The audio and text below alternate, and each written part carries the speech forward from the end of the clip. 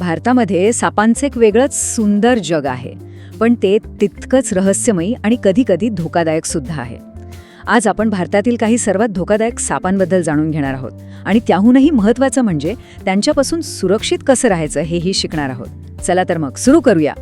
तुम्हाला माहिती आहे का, आपल्या भारतात सापांच्या तब्बल 300 पेक्षा जास्त प्रजाती आहेत.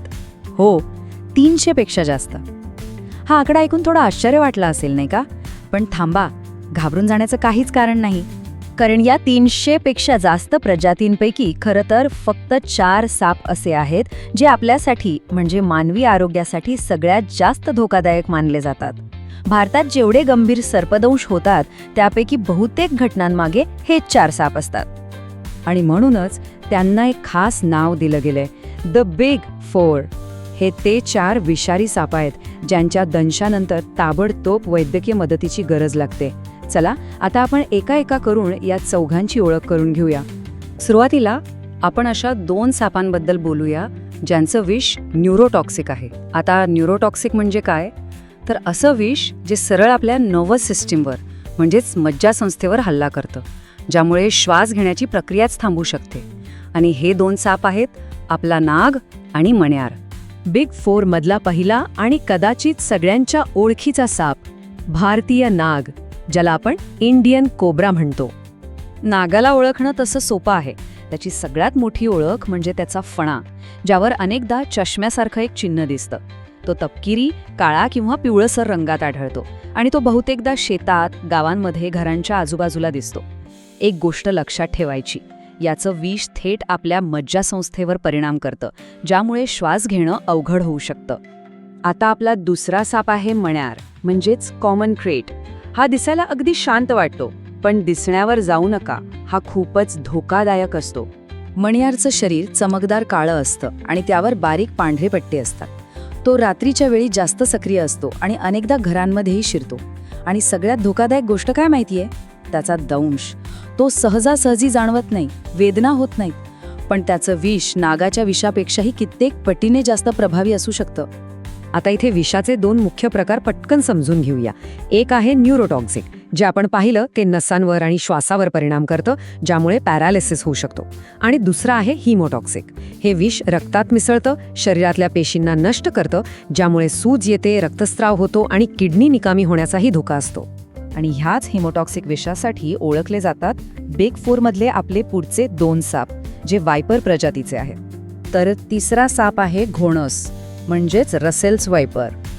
हा त्याच्या आवाजासाठी खूप ओळखला जातो. अगदी प्रेशर कुकरच्या शिट्टीसारखा आवाज काढतो तो, आणि त्याचं विषही तितकंच शक्तिशाली असतं. घोणसचं शरीर बरंच जाडजूड असतं आणि त्याच्या पाठीवर साखळीसारखे दिसणारे अंडाकृती ठिपके असतात. तो मोकळ्या शेतात, गवताळ प्रदेशात जास्त दिसतो. त्याच्या दंशामुळे प्रचंड वेदना होतात, खूप सूज येते आणि शरीराच्या आत रक्तस्राव सुरू होतो, ज्यामुळे परिस्थिती खूप गंभीर होऊ शकते. आणि आता बिग 4 मधला शेवटचा सदस्य फुरसे म्हणजे सॉ स्केल्ड वायपर. याच्या लहान आकारावर अजिबात जाऊ नका, कारण हा भारतातल्या सर्वात धोकादायक सापांपैकी एक मानला जातो. फुरसे साधारण 1 ते 2 फूट लांबीचा म्हणजे तसा लहानच साप असतो. धोक्याची जाणीव झाली की तो आपली खरखरीत त्वचा एकमेकांवर घासतो आणि त्यातून करवतीसारखा एक विशिष्ट आवाज येतो. तो कोरड्या आणि वाळवंटी भागांमध्ये आढळतो. याचं हिमोटॉक्सिक विष वेदना, सूज आणि हिरड्यांमधून रक्त येण्याचं कारण ठरू शकतं. ठीक आहे, तर आतापर्यंत आपण हे धोके कोणते आहेत ते ओळखलं. पण आता महत्त्वाचा प्रश्न, यांपासून स्वतःला वाचवायचं कसं? चला या सापांना ओळखण्याच्या काही सोप्या खुणा पाहूया. पण मूळ प्रश्न हाच आहे की एखादा साप विषारी आहे की नाही हे पटकन ओळखायचं तरी कसं? काही सामान्य खुणा आहेत ज्या लक्षात ठेवल्या तर मदत होऊ शकते.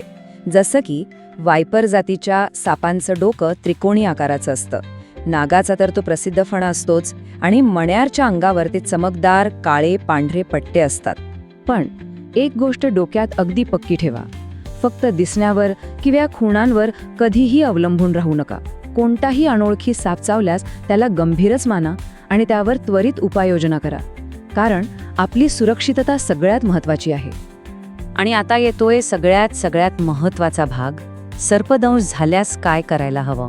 हे जीवन वाचवणारे प्रथमोपचार आहेत, त्यामुळे इथे जरा जास्त लक्ष द्या. सर्पदंश झाल्यास नक्की काय करायचं? पहिलं आणि सर्वात महत्त्वाचं, रुग्णाला धीर द्या, त्याला शांत ठेवा. दुसरं, ज्या भागाला दंश झाला आहे तो हात किंवा पाय अजिबात हलू देऊ नका. जसं फ्रॅक्चर झाल्यावर आपण अवयव स्थिर ठेवतो तसंच. तिसरं, त्या जागेवरचे घट्ट कपडे किंवा दागिने असतील तर काढून टाका. आणि चौथं, अजिबात वेळ न घालवता रुग्णाला थेट अशा हॉस्पिटलमध्ये न्या जिथे अँटीव्हेनम म्हणजेच सर्पविषुतारा उपलब्ध आहे. आता काय करावं हे जेवढं महत्त्वाचं आहे ना, तेवढंच काय करू नये हे समजून घेणंही गरजेचं आहे. कारण काही सामान्य चुका जीवावर बेतू शकतात. हो, काही धोकादायक गैरसमज आहेत जे टाळलेच पाहिजेत. दंश झालेली जखम कापायची नाही, विष तोंडाने चोखून काढण्याचा प्रयत्न करायचा नाही आणि दंश झालेल्या भागाच्या वर घट्ट पट्टी किंवा दोरी अजिबात बांधायची नाही. या गोष्टींमुळे फायदा काहीच होत नाही, उलट नुकसानच जास्त होतं. आणि शेवटी एक विचार करण्यासारखा प्रश्न, माणूस आणि वन्यजीव यांच्यातल्या ह्या संघर्षात योग्य माहिती आणि जागरूकता हेच खरं अँटीव्हेनम म्हणजेच खरं प्रतिविष नाही का? यावर नक्की विचार करा. सुरक्षित रहा आणि जागरूक रहा.